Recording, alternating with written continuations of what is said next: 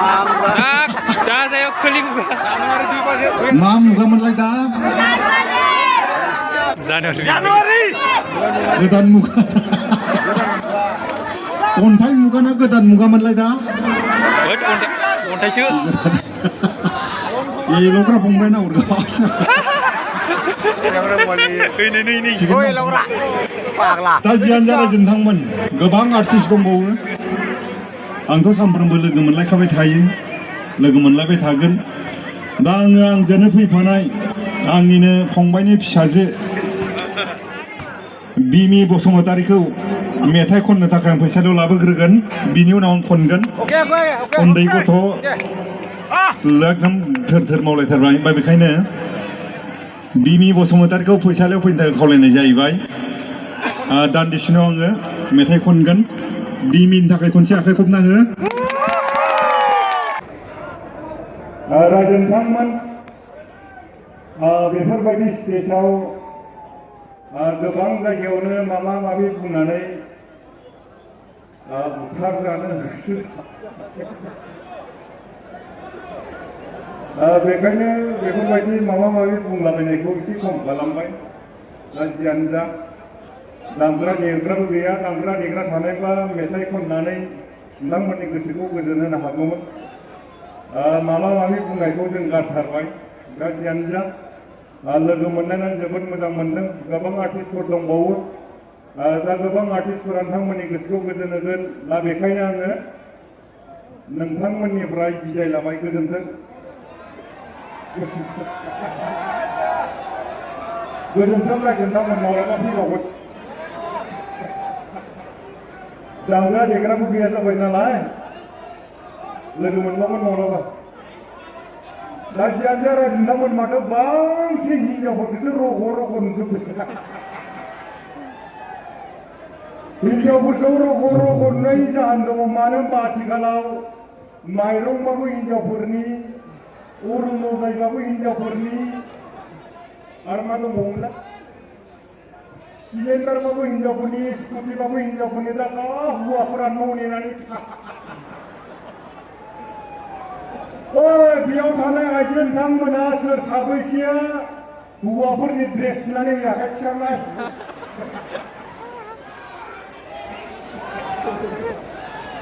रावबो सुनानै होला जा हिनजावफोरा हौवानि ड्रेस सुनानै होआ बिथांमोना मोनसे थान्दा दंबावो बे थान्दाया जाबाय सोरबा खखाबाव दारि गोनां लोगो मोनगोन नामा सोरबा फैसा गोनाङा एकदम माहाजोन मालदार मोनगोन नामा होननानै हौवानि ड्रेसफोरखौ बाखुरा बेखायनो रायजो नोंथांमोन जा हिनजावा गावनि हौवाखौ बांगालाराव खामानि मावनो थां कलकातायाव खामानि मावनो थां होननानै थिनबाय थायो बे हिनजावा माबा मोनसे थान्दा दंबावो बेखौ लानानै हौवाफोरा माब्लाबाबो खामानिफ्राव थानाङा बाहेराव बेखौ सान्स लानानै हिनजावफोरा आथिखालाव बै एसे थाखा गोनां खखाबाव दारि गोनां बेखौ सान्स लाबाय थायो ओइ सानसु फंबाय सानसुआबो बे लाइफनि जियानो जा रायजो नोंथांमोन सोरबा जुदि हौवाया बाहेराव थांदोंबा गाबोननिफ्रायनो फैफिन मानो होनबा आथिखालनि हिनजावखौ बारा फोथायजाला आच्चा हिनजावफ्रादि खानाय बोयो मोनायाव माबोरै उन्दुयोब्रा मोनायाव माबायदि उन्दुगोन ओरै बोदलालायनानै ओरै मोनायाव उन्दुलाङानो खोमा उन्दुलाङो आरो बेखायनांगौबा ओरै बोलायनानै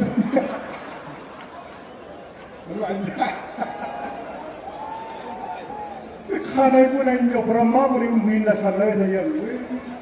बेथ' मथा मथि बोसोरसे एसे खस्थ' जायो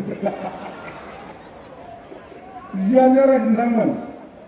दामग्रा देग्रा थानायब्ला आंबो गोबां जायगायावनो मेथाइ खननानै सेन्देलनि प्राइज मोननाय मानसि नालाय दा खोन्थाया जाबाय दामग्रा देग्रा गैया दा बेखायनो अब्लाबो आङो दामग्रा देग्रा नांलायानो होलायनोसै आं जाय सिख्लाखौ मोजां मोनो आफायाबो बिखौनो गोसो थोयो आं जाय सिख्लाजों गुरनाम जाबाय आफायाबो बिनि मुङैनो सेन्देल आलाय जाबाय गैलालै संसार बे मुलुगाव रायजो जानायालाय सिमाङावसै गैलालै संसार बे मुलुगाव रायजो जानायालाय सिमाङावसै आं जाय सिख्लाजों गुरनाम जाबाय आफायाबो बिनि मुङैनो सेन्देल आलाय जाबाय दा आसिन कार्तिक बोथोर सफैबोला हेवालि दैमा सेराव दा आसिन कार्तिक बोथोर सफैबोला हेवालि दैमा सेराव सान्दुं मोना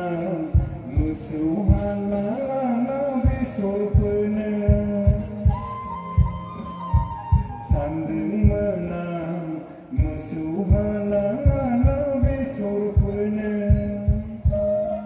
सालिया दिनैबो पार्लार गाबोनबो पार्लार फैसा जमाखौसो साफा खालामजोब्बाय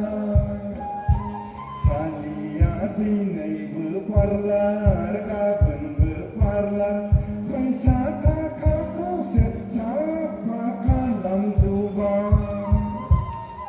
12 बोसोरजों खनसे पार्लार थांबाय बेनो मुङा जाबाय 1 नाम्बार पार्लार थांग्रा 12 बोसोरजों खनसे पार्लार थांबाय बेनो मुङा जाबाय 1 नाम्बार पार्लार थांग्रा नै थांनोसै हिनजावालाय आइ आफानि न'यावलाय थानसालि गाननायाव आंनो होलांसालि जुमनायाव आंनो होलां थानसालि गाननायाव आंनो होलांसालि जुमनायाव आंनो होलां दाउ फाननायनि फैसाया सालि अमा फाननायनि फैसाया थाइसे थाइबा रग' साननानै आंनो होलांसालि फाथैलाय बिसि खाला गेर गेर गेर मुस्रा सानायाखै सोरखौ नाहरनानै सानदाना गेर गेर गेर गेर मुस्रा सानायाखै सोरखौ नाहरनानै सानदाना खालतां तां खुलतां तां खालतां तां खुलतां तां सोर गिदिं गिदिं सा गवाखै गय सारि फायजा